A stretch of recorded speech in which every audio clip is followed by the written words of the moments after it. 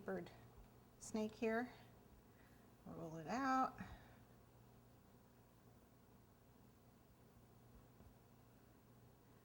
And I'm actually going to start it here, bring it around, and this one's going to come down a little further on the side.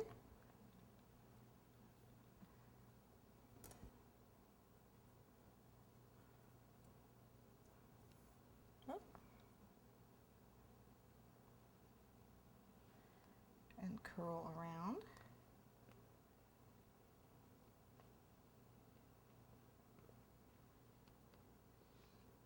And again, I'm going to press it with my fingers, get a ridge. And this is again where this tool comes in handy. Get where my little fat fingers can't get.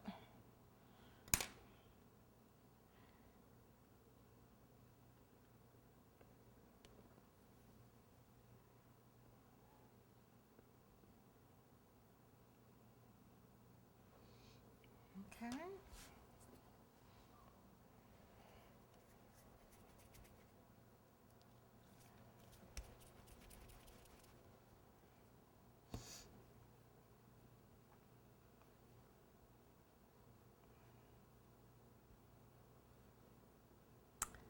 This point, I'm going to work on my cake.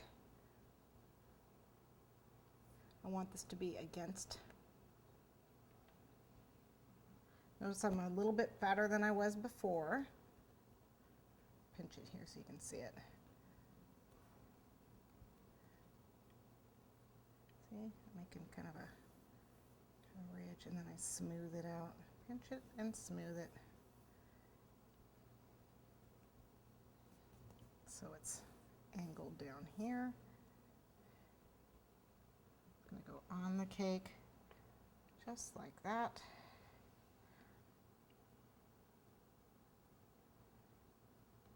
And again, I can use my tool to tuck this, bring it out, tuck it in here.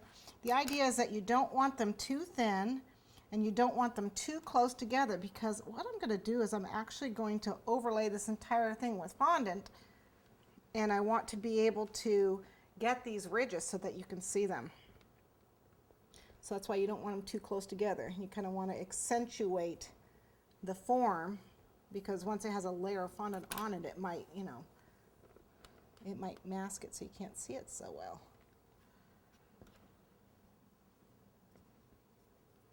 Okay.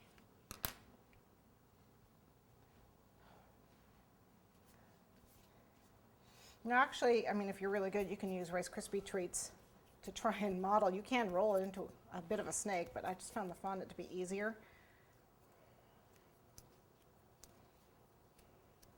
I don't expect anyone to eat this much sugar.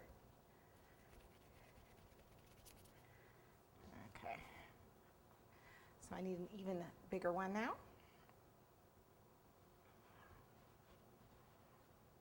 Even longer. And it's going to go again against that.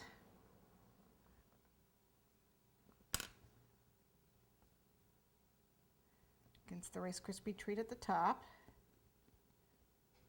And it's going to come down and make it a little tapered.